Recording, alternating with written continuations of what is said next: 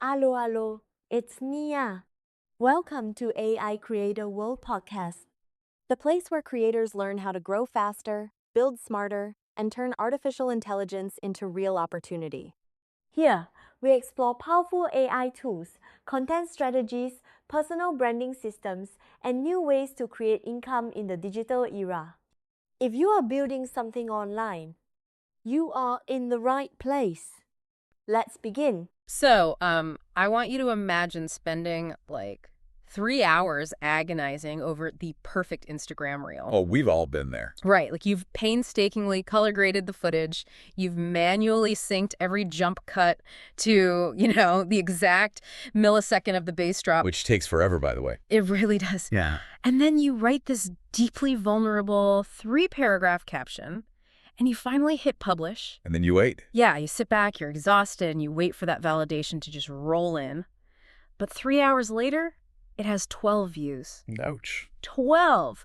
And like half of those are your immediate family. Of course they are. But meanwhile, there's an account in your exact niche, right? Targeting your exact audience. And they just posted a reel that took them exactly 4 minutes to make. 4 minutes. 4 minutes using an AI script, a template, and an automated scheduler. And that video just crossed 100,000 views. It's brutal. It is. So today, we are looking at the math behind that unfair advantage. Okay, let's unpack this. We're doing a deep dive into the exact mechanics of how content creation has just been fundamentally rewired. Yeah, and it's a really bitter pill to swallow for anyone who prides themselves on the traditional craftsmanship of content. Oh, for sure. Because we've been conditioned, right? We think effort equals reward. Exactly. We think if you bleed for the art, the algorithm will reward you. But the algorithm, it doesn't measure your sweat. It really doesn't. No, it measures user retention, it measures engagement signals. And what we are looking at today is a comprehensive manual on how to systematically generate those signals without that historical cost of production. Right. Today's source material is this incredible March 2026 release from the AI Creator World team. Yeah, it's their definitive guide on creating Instagram content using, well, the current landscape of AI tools. And the mission for this deep dive is to really deconstruct this guide into a highly actionable, mechanical blueprint for you. We aren't just going to list off a bunch of software that you can go Google yourself. That would be very helpful. Not at all.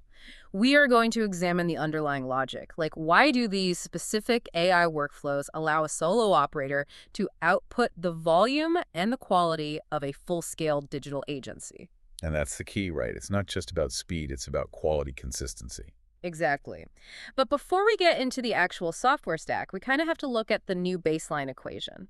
Because the sheer time differential we're dealing with in 2026 is, frankly, staggering. It really is. I mean, if you look at a traditional manual workflow for just a standard post-ideation, copywriting, visual design, hashtag research, and publishing, you are looking at, 30 to 60 minutes of concentrated cognitive load? Easily. Which is an incredibly heavy tax if you consider the volume that's required to stay relevant right now. Right, because you can't just post once a week anymore. No, the platform demands, 4 to 5 touch points a week just to maintain your current algorithmic standing. So you're asking a solo creator to find 3 to 5 hours of deep work specifically for marketing. And that's completely outside of their actual product or service. Exactly. But the guide maps out how an AI-integrated workflow compresses that exact same life cycle down to under 10 minutes. Which is insane. It is. But what's really crucial to understand here isn't just the reclaim time, it's the elimination of context switching. Okay, let's unpack that, because context switching is the silent killer of productivity. Oh, absolutely. When you are manually creating a post, you're wearing 5 different hats. First, you have to be the visionary coming up with the hook. Right. Then you have to switch to your analytical brain to research hashtags, then the visual brain to, balance a composition in your design software. And every time your brain switches between those completely disparate tasks, there's a massive cognitive penalty. You lose focus. You lose momentum. But by routing the ideation, the design formatting, and the metadata through AI models, you remove that context switching entirely. So you're essentially just acting as the executive editor. Precisely. You are reviewing and approving the outputs. And Instagram's distribution model is ruthlessly, heavily weighted toward consistency. Yeah, let's talk about that algorithm for a second. So if you look at the raw data on how the algorithm distributes organic reach, it heavily penalizes sporadic posting. Like when you just ghost your audience for a week. Exactly. Okay. Because the machine learning model that dictates the Explore page relies on predictive modeling. Okay, meaning it wants to predict user behavior. Right. It wants to know that if it pushes your content to a new user today and that user follows you, you will deliver a similar dopamine hit to that user tomorrow or the next day. Ah, so if you post once a month, you are a statistical anomaly. You're completely unpredictable to the machine. The algorithm cannot build a reliable model around you, so it just suppresses your reach. But AI guarantees the consistency required to feed that predictive model. For beginners, it prevents the amateur mistake of simply going dark for 3 weeks just because you had writer's block. It's like having a Michelin star sous chef, right? I like that analogy. The AI preps all the ingredients perfectly. The onions are diced, the sauce is reduced, so the creator only has to do the final plating. Exactly. It does the prep work. But I'm going to push back on this, and I want to push back hard, because I know you, the listener, are probably thinking the exact same thing right now. Go for it. If you and I, and everyone listening right now, can suddenly spin up a technically flawless, perfectly formatted post in under 10 minutes, Yeah. aren't we just accelerating towards like a singularity of absolute boredom? That's the big fear, isn't it? I mean, if we automate the voice, the aesthetic, the delivery, aren't we just building parasocial relationships on a foundation of synthetic communication? Like the whole dead internet theory. Yeah. If a follower connects with a caption that was actually written by a probabilistic large language model that's just predicting the next token, isn't that relationship inherently void? Doesn't speed ruin authenticity? That is the existential question of the 2026 creator economy. It really is. Yeah. And it's exactly why treating AI as a magic button is a fundamentally flawed strategy. So the guide doesn't just say, let the bot do everything. Not at all. That leads to exactly the sterile wasteland you're describing. The goal of the system outlined in this guide is not the total abdication of the creative process. Okay, so what is it then? The AI is utilized to establish a baseline of professional credibility. It solves the formatting. It builds the house. Exactly. It ensures the visual hierarchy is correct, that the colors adhere to color theory, that the syntax of the copy flows naturally. It builds the structure. But a structurally sound house is still empty. So you're arguing that the AI handles the presentation, but the human must provide the anomaly. The soul is in the friction, right? The specific idiosyncrasy that a machine trained on averages simply cannot produce. Precisely. A large language model is designed to produce the most statistically probable sequence of words based on its training data. So, by definition, it's average. It is the mean of all human communication it has ever ingested. Authenticity, on the other hand, is found in the deviation from that average. Oh, I love that. It's the unexpected anecdote, the highly specific vulnerability, the weird inside joke. Right, the stuff a bot couldn't possibly know. Exactly. And if you use the time you saved on formatting to inject those highly specific human anomalies into the AI-generated framework, you don't lose authenticity. You actually amplify it. Because your unique voice is no longer buried under terrible typography or exhausting production hurdles. Exactly. Okay, I can accept that framework. The machine builds the stage, we still have to perform on it. That's a great way to put it. But to build that stage efficiently, we need to look at the actual architecture of the 2026 toolkit. The source material categorizes the current software landscape, and it's vital we understand the distinct mechanical differences between these tools. Yeah, we can't just treat them as a monolithic AI. They do very different things. Right. Let's start with the text layer, caption writing and ideation. We all know ChatGPT, right? Sure. The grandfather of them all. It operates as a generalized large language model. You provide the parameters, and it outputs the text. But the guide heavily contrasts ChatGPT with purpose-built tools like Predis.ai. Yeah, and the distinction there is in the fine-tuning of the models. How so? Well, ChatGPT is trained on a massive generalized corpus of internet text.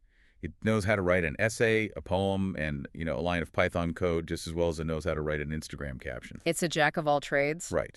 But Predis.ai and similar tools like Writesonic social modules have been specifically fine-tuned on datasets of high-performing social media content. Oh, so they already know what works on the platform. Exactly. The weights within their neural networks have been adjusted to heavily favor the specific syntax, emoji usage, and hook structures that demonstrably stop a user from scrolling. Okay, so it's the difference between hiring a brilliant university professor to write your marketing copy versus hiring a seasoned direct response copywriter. That's a very accurate mapping. The Professor ChatGPT can write beautifully, but you have to meticulously instruct them on the mechanics of a social media hook. The direct response copywriter Predis already knows the behavioral psychology natively. Yeah, it saves you from having to do all that complex prompting just to get a decent hook. Makes total sense. And when we transition from the text layer to the visual layer, we see a similar bifurcation in the tool set, right? You do. The guide highlights Canva's AI integrations, specifically things like Magic Edit, as the ideal entry point. Because it's beginner friendly. Exactly. Canva's architecture is built around templates, which is incredibly important for maintaining visual hierarchy. Why is that so crucial for beginners? When a beginner tries to design a graphic from scratch, they almost always mess up the spatial relationship between the headline, the body copy, and the image. Oh yeah, you get those floating text blocks and weird margins. Right. Canva enforces that structural integrity while allowing the AI to just swap out specific assets within that structure. Right, but then the guide pivots and specifically highlights Adobe Express, and more importantly, the Adobe Firefly AI model. Yes, Firefly is a game changer. And this is a crucial technical distinction for anyone who is actually trying to monetize their presence, because the phrase used in the guide is commercially safe. Yeah, we need to unpack what that actually means on a back-end level. Because the copyright landscape surrounding AI image generation is just a total minefield right now. It is the single biggest liability for a brand using generative AI. Wait, really? The biggest? Absolutely. Think about models like Midjourney or Standard DALL-E. They were trained by scraping billions of images from the public internet. Right, usually without the explicit consent of the original artists. Exactly. So if you use one of those models to generate an image for a paid advertising campaign or even a sponsored post, you are operating in a legal gray area. Because the output could closely resemble someone's copyrighted work. Right. There is a non-zero risk of copyright infringement. But Adobe recognized this massive enterprise friction. And that's where Firefly comes in. Yes. Firefly is a latent diffusion model, just like the others, but its training data set is entirely walled off. Oh, meaning what? What do they train it on? It was trained exclusively on Adobe stock images, openly licensed content, and public domain content where the copyright has entirely expired. Okay, wow. So the output generated by Firefly is mathematically guaranteed not to be derivative of someone's stolen intellectual property. Precisely.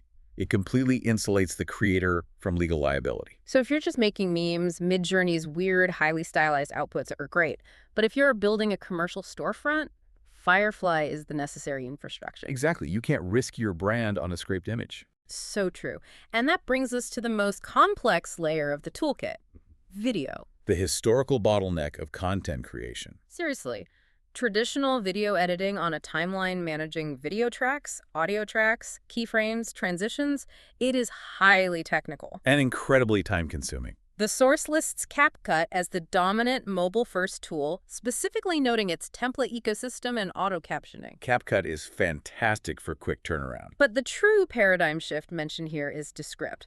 And we really need to explain exactly how Descript is operating because it fundamentally alters the concept of video editing. It really does. It moves it from a spatial task to a textual task. Okay, break that down for me. So if you look at traditional nonlinear editing systems like Premiere or Final Cut, you are interacting with media spatially. Right, you're looking at a timeline moving left to right. Exactly, representing time. Mm-hmm. If you want to cut out a pause or you have to visually locate the flat line in the audio waveform. Get the little razor tool out. Yes. Use the digital razor tool to slice the video before and after the pause, delete the middle segment, and drag the remaining clips together. It's surgical and tedious. Highly tedious. But Descript utilizes natural language processing and voice recognition to generate an instant, highly accurate text transcript of your video file. Okay, so it just writes out everything you said. Right, but it doesn't just create a detached text file. It creates a direct programmatic link between every single text character on the screen and the exact time code of the video file it corresponds to. Oh, wow. So when you are reading the transcript and you see that you said, you just highlight the word and press delete on your keyboard. Exactly. And because of that programmatic link, when the text is deleted, the software automatically executes a microscopic ripple delete on the underlying video timeline. Wait, so it cuts the video for you? It removes that exact fraction of a second of video and seamlessly stitches the two adjacent frames together. You are editing video exactly as you would edit a Microsoft Word document. That drastically lowers the barrier to entry. If you know how to backspace a typo, you now know how to edit a multi-camera video interview. It's revolutionary. It really is. And to round out this toolkit, the guide covers the distribution layer, the schedulers, later, Buffer, Hootsuite, Metricool. Yeah, these are the tools that take the final asset and actually interface with the Instagram API to push it live. But here's my pushback. And we have to address this massive problem with this entire section of the source material. Uh-oh, what is it? We have just listed over a dozen highly complex software platforms. That's true. We've talked about fine-tuned LLMs, latent diffusion models, NLP-linked video editing, and API schedulers. If someone is listening to this right now trying to figure out how to start their brand, they're likely experiencing massive cognitive overload. The paradox of choice is paralyzing. It is. It's the classic kid in a candy store problem, but the candy requires a tutorial to unwrap. Where do you even begin without spending a month just learning the software? If we connect this to the bigger picture, the authors of the guide were acutely aware of this problem, Okay, so how do they solve it? which is why they prescribe a very rigid constraint for beginners. The directive is, pick exactly one tool per task and ignore the rest until you have achieved mastery. Okay, so what's the beginner stack? They define the optimal beginner stack as just 3 pieces of software: Canva for all visual design and formatting, ChatGPT for all ideation and copywriting, and either Later or Buffer as the scheduler. Canva, ChatGPT, Scheduler. That's the Holy Trinity. It strips away all the noise. That's a huge relief. You don't need to touch Runway ML's text-to-video generation on day one. You don't need to build custom fine-tuned models. You just need those 3 foundational pillars. Exactly. Master those 3 first. So let's actually map those pillars onto the physical creation process. The guide breaks down a highly specific 4-step masterclass for generating a standard static feed post or carousel. This is where we transition from the theoretical capability of the tools to the actual mechanical execution. And the goal of this workflow is that 10-minute turnaround we discussed earlier, right? Yes. It is highly structured to prevent the user from getting lost in endless tweaking. Step 1 is ideation. And this centers entirely around contextual prompting within the LLM. Right. This is where we need to dive deep into the mechanics of prompt engineering. The guide gives a specific example prompt. It says, give me 10 Instagram post ideas for a beginner fitness account targeting women aged 25-35 who want to build healthy habits. That is a brilliant prompt. Now, a novice would just log into ChatGPT and type, give me an idea for an Instagram post. And they would get a terrible result. Exactly. Why does that fail? And why does this specific hyper-contextual prompt succeed? We need to look at what's called the context window and the concept of model drift. So when you open a fresh chat with a large language model, it has 0 context. It is the generalized mean of all human data. It's a blank slate. Right. If you ask for a generic idea, it will give you the most statistically probable generic response. Perhaps a picture of a sunset with an inspiring quote. Which is utterly useless for growing a brand. Completely useless.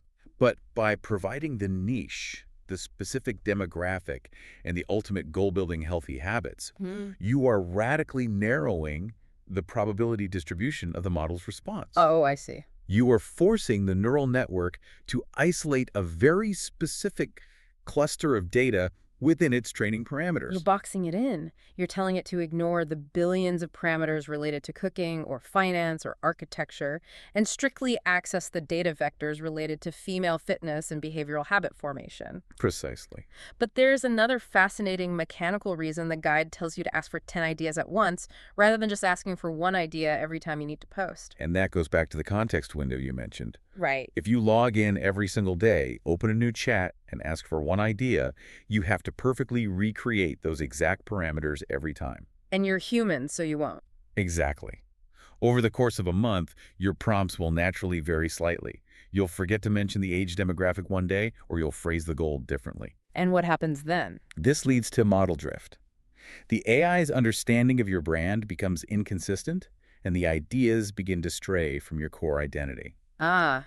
But if you engineer one perfect, highly detailed master prompt and use it to generate 10, 20, or 30 ideas in a single output, You have locked the model into that exact context. every single idea in that batch is guaranteed to share the exact same underlying DNA. Yes, you pulled the best one for today, and you dumped the other 29 into a spreadsheet. You've essentially just batched your entire month's strategy in 45 seconds, and you've mathematically guaranteed thematic consistency. It is a massive efficiency multiplier, and it completely cures the "what do I post today?" paralysis. It really does. Okay, so once you have that locked-in idea, step 2 is moving to the visual layer. You take that concept into Canva. And this step is primarily about leveraging pre-existing visual hierarchies rather than trying to become a graphic designer overnight. Let's explore the psychology of visual hierarchy.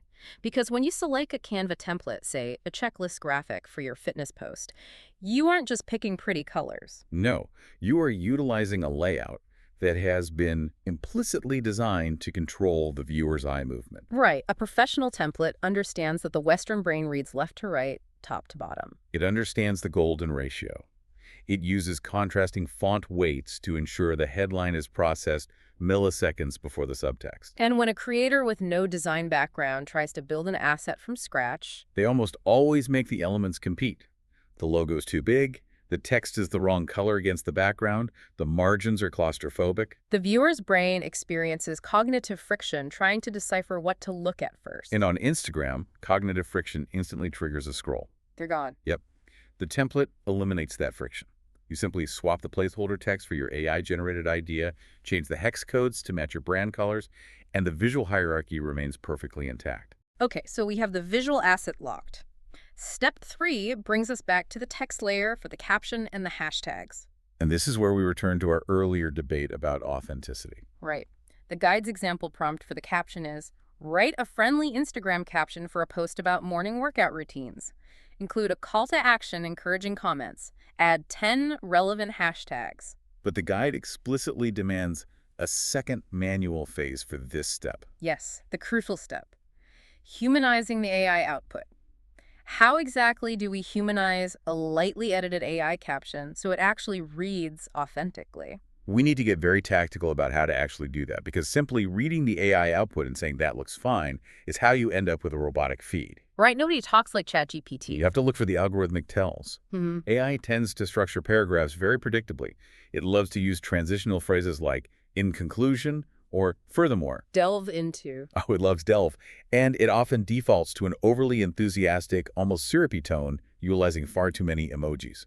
It's writing how it thinks a marketer wants to sound based on millions of terrible marketing blogs it ingested during training. Exactly. So the humanizing step involves actively breaking that predictable probabilistic chain. Okay, give me an example.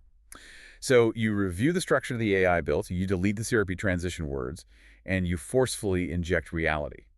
If the AI wrote, "Start your day with boundless energy by trying these 3 stretches," star emoji, flexed bicep emoji. Gross. Right. You alter it to say, "I hit the snooze button 3 times today before dragging myself to the mat to do these 3 stretches." You are injecting the anomaly. Yes.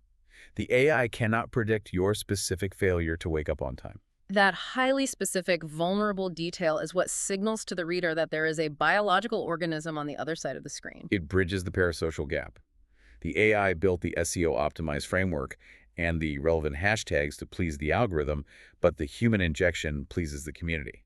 Which leads to the final step in the workflow, publishing. And I really want to highlight the specific export dimensions the guide provides, This is such a critical point. because this is where so many incredible pieces of content die a quiet death. You can ruin a great image with the wrong crop. The text states you must export at 1080 by 1080 pixels for a square, or 1080 by 1350 pixels for a portrait post. The 1080 by 1350 portrait ratio is the critical one. Why is that? We have to think about the physical hardware the end user is interacting with. They're holding a vertical rectangle, their smartphone. Right. The Instagram feed is a vertical scroll. A standard square post takes up maybe 60% of the screen. A 1080 by 1350 portrait post occupies significantly more vertical real estate. It physically forces the user to scroll further to get past your content. Exactly. It occupies their entire field of vision, removing the distraction of the next post peeking up from the bottom of the screen. Wow, so by simply altering the export dimensions in Canva to that 4.5 portrait ratio, you implicitly increase the time a user spends looking at your post. Which sends a positive engagement signal to the algorithm. It's a microscopic optimization, but compounded over hundreds of posts, it dictates massive shifts in reach. It really does. You export that file, drop it into your scheduler platform, and select the time. And the guide notes scheduling times for new accounts Weekdays, 7 to 9 a.m. or 5 to 7 p.m. in your target time zone. Right. The API handoff occurs, and the system publishes the post while you are asleep or at work or focusing on your actual business. The four-step machine: ideation, visuals, captions, publishing. It's a beautiful, efficient loop for static content. It is. But we have to face the current reality of the platform. You can build the most beautiful grid of static images and perfectly formatted carousels in the world, but if you want to be discovered by people who do not already follow you, static posts are incredibly inefficient. Yeah, static posts are the bread and butter, but they don't drive mass reach anymore. Right. The algorithm has heavily bifurcated its deliver system. Static posts are primarily delivered to your existing followers.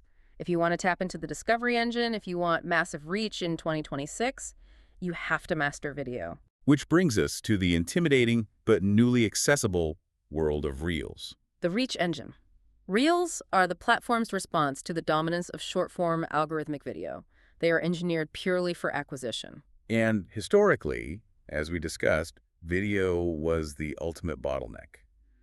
But we need to explore how the AI workflow we just built adapts to the medium of video. Utilizing the mechanics of the tools we broke down earlier. Exactly. The scripting phase looks very similar to our static ideation.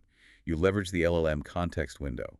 But instead of asking for a post idea, you ask for a 30-second script with a defined hook structure. And the hook is the only metric that truly matters in short-form video. You have roughly 3 seconds to convince the viewer not to swipe away. So you can't just ask ChatGPT for a generic script. No.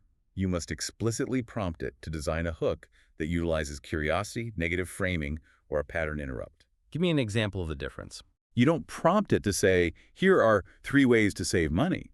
You prompt it to generate a script, starting with, the budgeting rule you were taught in high school is exactly why your savings account is empty. Ooh, you're engineering the psychological gap in the viewer's mind. Exactly.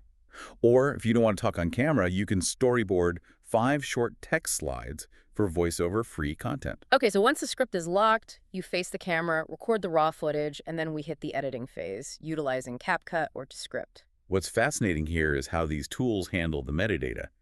We've already explored the NLP magic of Descript's text-based editing, but the guide mandates a specific non-negotiable step in the final editing phase: auto captions. And we really need to dig into the cognitive psychology of why text on a screen is the definitive factor in short-form video retention. It's fascinating when you look at the behavioral data. A massive percentage of users consume short-form video with the audio completely muted. Yeah, they are in public spaces, commuting, or simply scrolling in bed next to someone who's sleeping. If your video relies entirely on audio to deliver the hook, and the user's phone is muted, they perceive your video as a silent, contextless, moving image.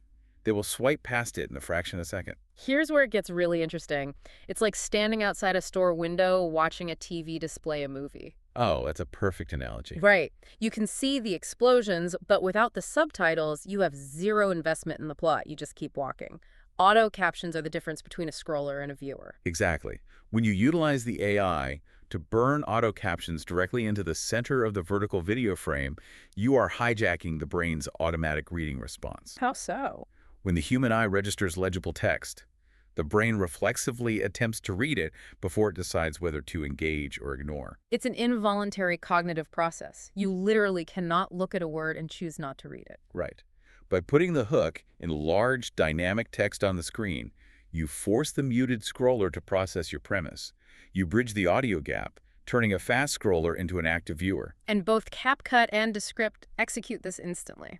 They use the same NLP models to transcribe the audio, map it to the timecode, and animate the text on screen word by word, keeping the viewer's eye constantly engaged with movement. And you export that at 1080 by 1920, the 9.16 vertical, at 30 frames per second. Don't forget to add location, topic, and collaborator tags. Right. Now, I have an insight here, a pushback on the process. The guide mentions adding trending audio after uploading to the app. Why not just bake it in during editing? That is the most technical algorithmic detail in the entire guide regarding Reels. Because it seems easier to just add the music in CapCut. It is easier, but it's algorithmically disastrous. You need to dive deep into the machine learning architecture of why this specific sequence is so critical for discovery. Okay, lay it on me. To understand this, we have to look at how a recommendation algorithm actually sorts and categorizes millions of gigabytes of raw video data. Right. When you upload a video with the music already baked into the file, the Instagram algorithm scans the file and simply labels it original audio by your account name. It has no structural context for what the video's about, other than maybe scanning the visual pixels or reading your caption. Exactly. It's isolated. It's an unlabeled folder sitting in a massive digital warehouse. Ah, I see. But the Instagram algorithm relies heavily on clustering. It groups users together based on their shared interaction with specific assets. And one of the primary assets it uses to form these clusters is audio tracks. So when a specific audio clip begins to trend, Meaning millions of users are watching videos featuring that exact sound to completion. the algorithm creates an invisible bucket for that audio. Yes. So when you use the native Instagram interface to select that exact trending audio and apply it to your video, you aren't just adding background music. You are intentionally applying a highly specific metadata tag to your file. You are slapping a barcode on your unlabeled folder. You're explicitly telling the algorithmic sorting arm, take this video and put it in the bucket with all the other highly successful content utilizing this trend. That is wild. It drastically reduces the computational guesswork the algorithm has to do to figure out who might like your video. Exactly.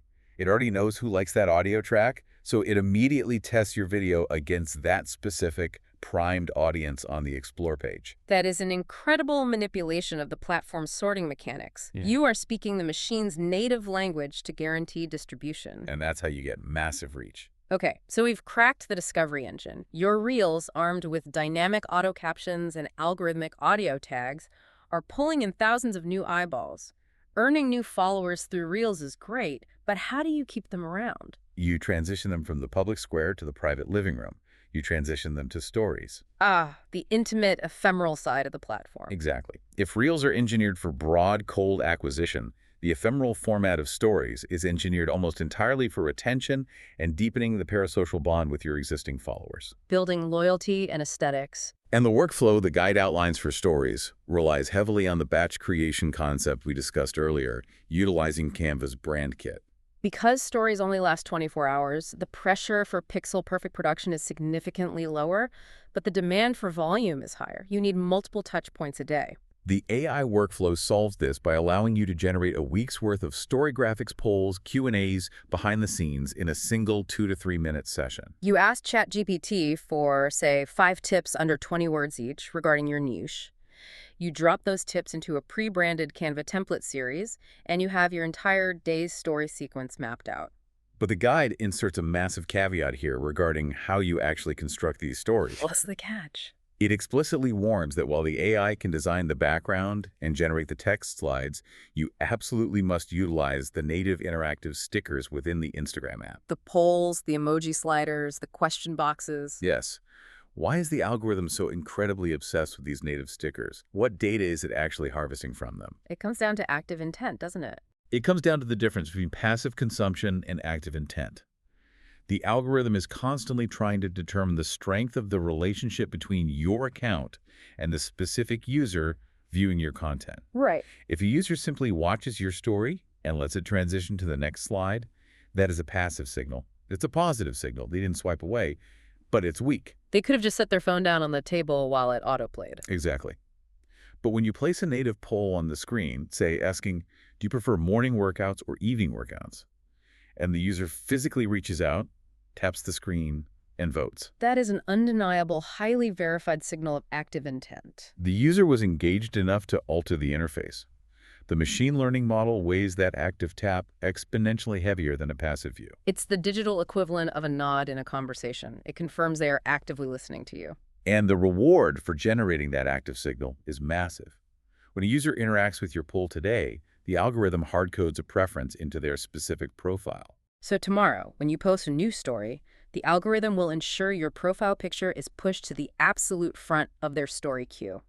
By consistently utilizing native stickers, you are artificially engineering a high-priority ranking in your followers' feeds, guaranteeing they see your content before anyone else's. You're manipulating their feed architecture through engagement traps. It's brilliant. Now, while we are talking about the profile architecture itself, the guide spends a surprisingly long time detailing the creation of highlight covers. Yes, those small, persistent, circular icons sitting right below the bio section. To a casual user, they seem purely decorative. Why does a deep dive into AI efficiency care so much about these little circles? Because they serve as the immediate cognitive categorization of your brand's value proposition. Explain that. When a user discovers your reel on the Explore page and decides to click through to your profile, you have roughly 2 to 3 seconds to convince them to hit the follow button. They are rapidly scanning your bio. And then their eyes immediately hit those highlight covers. The visual consistency of highlight covers acts as the packaging of a creator's brand.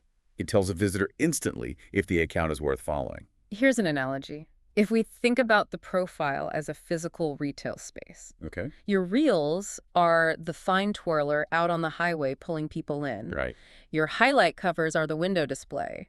Your stories are the friendly conversation with the cashier inside. That is a perfect way to visualize it. Yeah. If those highlight covers, that window display, are chaotic, random uncropped photos, default colors, no titles, it signals a lack of professional infrastructure. The user assumes the content inside will be equally chaotic. But if you utilize Canva to design 8 crisp, perfectly branded circular icons utilizing your specific hex codes labeled logically with things like tips about products, you instantly communicate authority. You're telling the visitor's brain, this is an organized, deliberate library of value.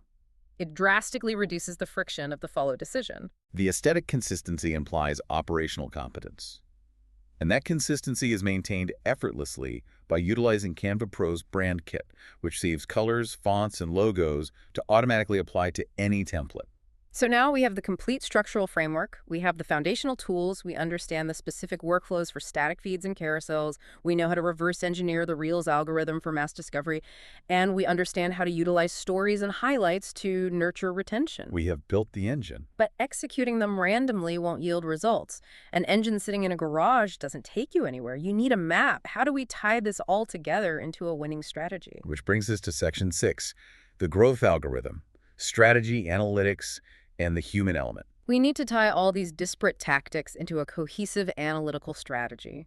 And it starts with frequency, the perennial question. How often do you actually need to post in 2026? The guide is definitive on this, 3 to 5 times per week, quality over volume. And they break down the optimal asset allocation as 2 to 3 static feed posts or carousels, 2 to 3 story sequences, and 1 highly polished reel. This contradicts the exhausting advice we used to hear about needing to post 3 times a day. Because the algorithm has evolved beyond sheer volume. It now prioritizes the velocity of engagement. If you post 3 times a day, but your audience is fatigued and only lightly engages with each post, the algorithm registers your account as low interest. And it begins suppressing your overall reach. By consolidating your efforts into 3 to 5 highly optimized AI-assisted posts per week, you ensure that every single time you show up in the feed, you deliver maximum value. Generating a high velocity of engagement that signals authority to the model. Exactly. Quality over volume, facilitated by the batch scheduling we discussed earlier with the tools like Later or Buffer. Schedule a whole week at once. You aren't waking up in a panic on Wednesday wondering what to create. Wednesday's carefully engineered carousel was scheduled last Friday. But how do you determine what quality actually is for your specific audience? You have to test different formats. Right, reels for reach, carousels for saves and knowledge sharing, stories for loyalty, and static posts or demos for products. And you have to move away from vanity metrics. You have to review your AI dashboard analytics weekly to spot patterns. The biggest mistake creators make is evaluating all content against the metric of likes. A like is the lowest possible friction interaction. Here. It means almost nothing to the modern algorithm. You have to evaluate the success of a post based on its intended format function. If you post a reel, you are evaluating it entirely on reach and watch time. Did it find new people? And did they watch past the 3-second hook? But if you post a carousel, say, a 5-slide breakdown of a specific workout routine, you don't care about reach. You care about saves. And we need to explain why a save is the most powerful signal you can generate with static content. When a user hits that little bookmark icon to save your post, they are essentially telling the algorithm, this content is so inherently valuable that I need to permanently store it in my personal database to return to later. It indicates a high-intent, high-value interaction. The algorithm weights a save massively higher than a like or even a comment. It immediately categorizes your account as an authority in that specific niche. So when you review your analytics at the end of the week, you cross-reference the data. You see that your reel about gym anxiety got massive reach, but your carousel about protein intake got a massive number of saves. You now have hard empirical data on what your audience values. And here is where the entire system loops back on itself in the beautiful way. You take that data and you feed it back into the AI to refine future prompts. Exactly. The analytics dictate your next prompt. You go back to ChatGPT and say, last week a post about gym anxiety performed extremely well for reach. Give me 10 more real concepts exploring the psychology of gym anxiety for beginners. You are no longer guessing. You are using the AI to iterate on mathematically proven concepts. It's a closed-loop system of constant optimization. But as we analyze this highly efficient, data-driven machine, we have to address the elephant in the room regarding the absolute limit of automation. This raises an important question. We mentioned tools like Predis.ai earlier, which possess the capability to run this entire closed loop autonomously. You can theoretically connect it to your Instagram account, give it a general prompt, and it will generate the idea, design the graphic, write the caption, and publish it entirely without your intervention. Full automation. The dream of fully passive content creation. But the guide issues a stark warning against fully unmonitored automation, right? Yes. And the reasoning circles back to the very foundation of social media architecture. The algorithm favors engagement, and humans engage with authenticity. If you fully automate without reviewing, you lose the subtle human quirks that actually drive community. A fully automated system, iterating only on its own statistically average outputs, will eventually flatline. It'll become a perfectly polished, perfectly optimized echo chamber of generic advice. It loses the friction that makes a user actually care about the creator behind the account. The AI is a phenomenally powerful engine, but it is blind. It has no lived experience. It doesn't know what it feels like to struggle with the fitness routine it just wrote. If you remove the human review phase, if you stop injecting the messy real-world context into the final output, you cease being a creator and you simply become a spam bot with good typography. The algorithm might favor you for a few weeks due to consistency, but your community will inevitably churn because there is no soul for them to connect to. Are you trying to be a volume machine or are you trying to build trust? The source is very clear. 3 well-crafted, on-brand posts beat 7 low-effort automated posts every time. The true leverage of AI is not replacing the human. It allows solo creators to be omnipresent across formats without burning out. It elevates you to the operational capacity of an entire team, so you can focus entirely on high-level strategy and genuine community connection. So what does this all mean? AI is meant to elevate your baseline, not replace your voice. Let's recap this journey we've been on. It's been a big one. We started by understanding the AI leverage, assembling the beginner toolkit Canva, ChatGPT, and a scheduler. We mastered the 4-step workflow, utilizing specific formats for specific goals. Reels for reach, stories for loyalty. Exactly. And we established a human-centric growth strategy based on analytics. You, listening right now, you now possess the blueprint of a full social media agency accessible right from your laptop. The barrier to entry has been literally demolished. The only thing left is to start. And, there's a final unmentioned concept to mull over here. Oh, leave us with a provocative thought. If AI tools have completely democratized high-quality design, flawless copy, and perfect publishing times, then in the near future, professional quality will no longer be a competitive advantage. It will just be the baseline. Which means the only true differentiator left on Instagram won't be how your content looks, but how uniquely you think. How will you use all this saved time to be more original? That is the ultimate challenge. Keep diving deep, keep experimenting, and we'll catch you next time. Thank you for listening to AI Creator World Podcast. If you found this episode valuable, make sure to follow the podcast, subscribe on YouTube, and share this episode with another creator who is building their future online. For deeper guides, AI tools, and step-by-step growth strategies, visit our website at aicreatorworld.net. And remember, in the age of artificial intelligence, creators who learn faster will lead the future. See you in the next episode. Bye!